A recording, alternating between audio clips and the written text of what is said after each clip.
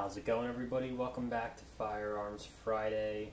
Today I'll be taking this MFT Minimalist stock and creating a paracord bridge from here to here to use one as a survival bracelet type of idea, but also to keep anything from getting caught up in here or hitting the lever.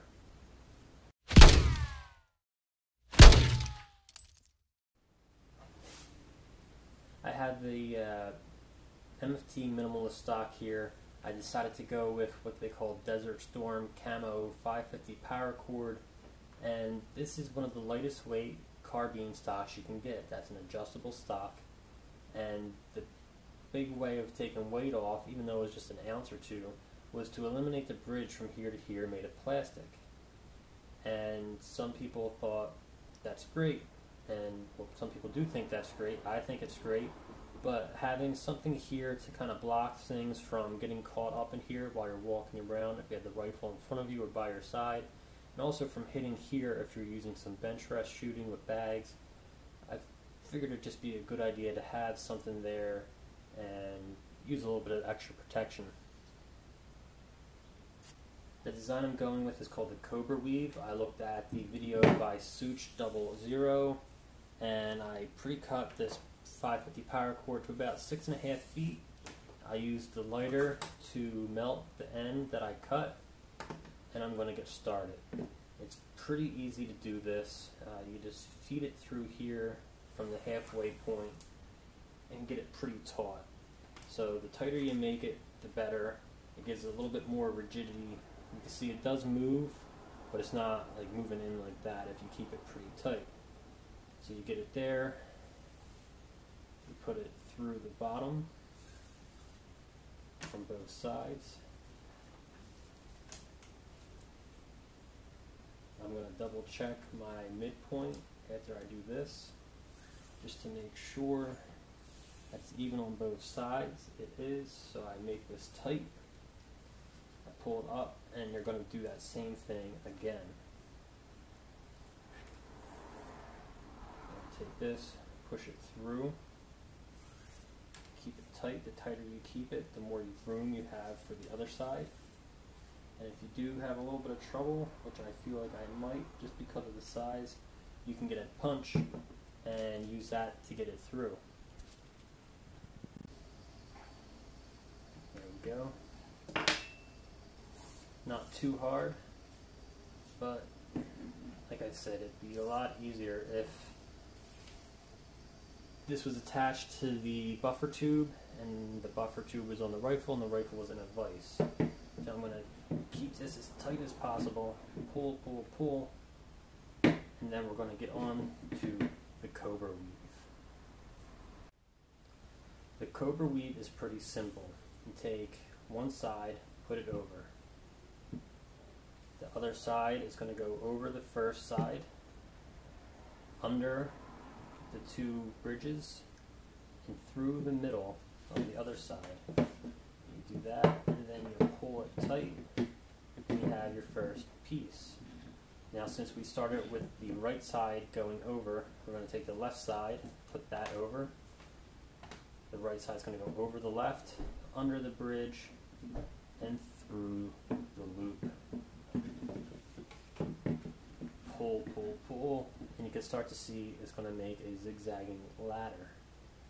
That time we get the left side over, right side over the bridge, left side over the right, under the bridge, through the loop, and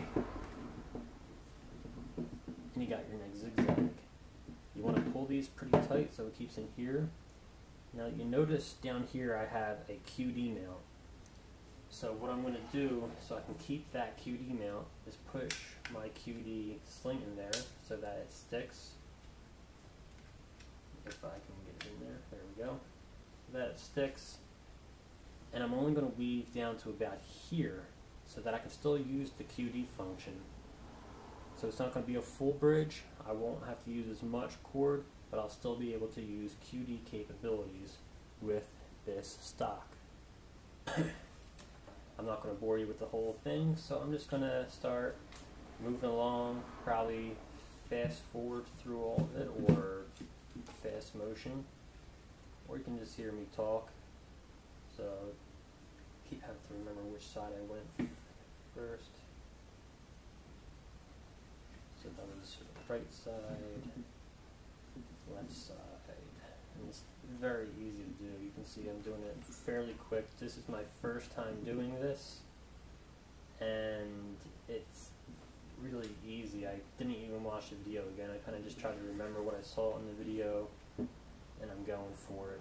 Now you see there, I actually did the same side twice, and you can tell because they're both slanted the same way. So I'm going to pull that out, undo it. So I'll go from this side instead. Is that right? No, that's the same thing I just did.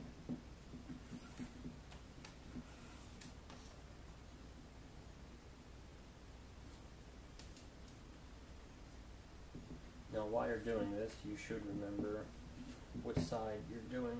So it's the right side, left side, right side,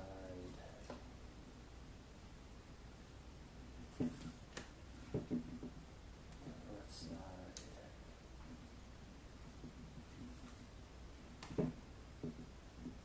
side.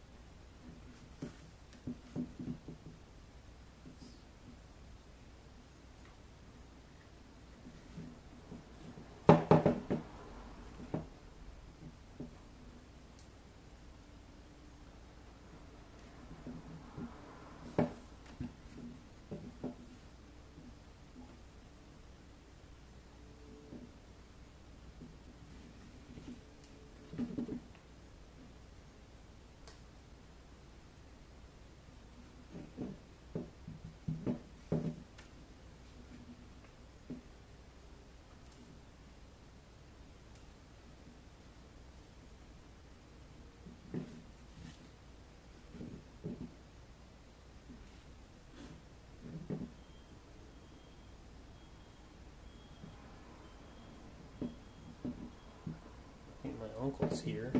I heard the beeping of like a truck, and it was a messed up beeping, which is usually means it's his van. I believe I left the door open, so he should be able to get in if he needs to. And I am done. You see I have a lot of extra cord left over, and that's because I kind of measured for here. I measured for it to be loose, and you can see this is pretty stiff. It's not going to get caught or anything. So I'm going to get my cutter, I'm going to cut these, and then I'll finish it up. So you're going to take your box cutter, Boy Scout rules, always cut toward you. Get pretty close in there, but long enough to leave so you can melt that into what they call a button. Same thing on the other side. So now you have it. It's pretty tight in there, but what you're going to do, you're going to take some type of lighter, start melting that, and then stamp it. And that stamping really buttons in, flattens out the end, so that it's hard to get out. It kind of melts it into the paracord surrounding it.